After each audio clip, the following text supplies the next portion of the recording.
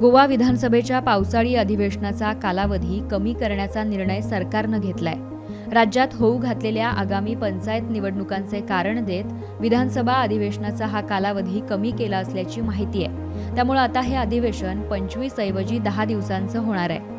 हे अधिवेशन आता 11 जुलैपासून 22 जुलैपर्यंत घेण्यात येणार असल्याची माहिती विधानसभा सभापती रमेश तवडकर यांनी दिली आहे। याआधी 8व्या गोवा विधानसभेचं पहिलं पावसाळी अधिवेशन हे 11 जुलैपासून घेण्यात येईल अशी माहिती मुख्यमंत्री प्रमोद सावंत यांनी दिली होती। तसंच हे अधिवेशन जास्त काळ चालणार असल्याची चर्चाही होती।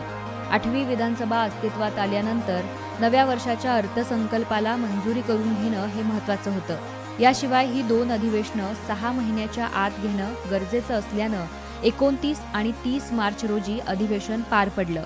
हे अधिवेशन या वर्षातलं पहिलंच अधिवेशन असल्यानं या अधिवेशनात राज्यपाल PS श्रीधरन पिल्लई यांचंही 29 मार्चला अभिभाषण झालं होतं।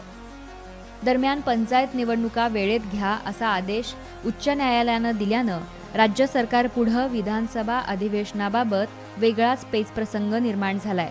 त्यात सुप्रीम कोर्टात दाद मागूनही कोर्टानं सरकारला कोणताही दिलासा न देता दिलेल्या मुदतीतच पंचायत निवडणुका घेण्याचे निर्देश दिले आहेत। त्यामुळे सरकारला अगोदरच जाहीर केलेल्या 11 जुलै ते 12 ऑगस्टपर्यंतच्या विधानसभा अधिवेशनाचं कामकाज कमी करून ते 10 दिवसात गुंडाळावं लागणार आहे। कारण पंचायत निवडणुकीची आचारसंहिता लागू झाल्यावर विधानसभा अधिवेशनाचं कामकाज घेता येणार नाही।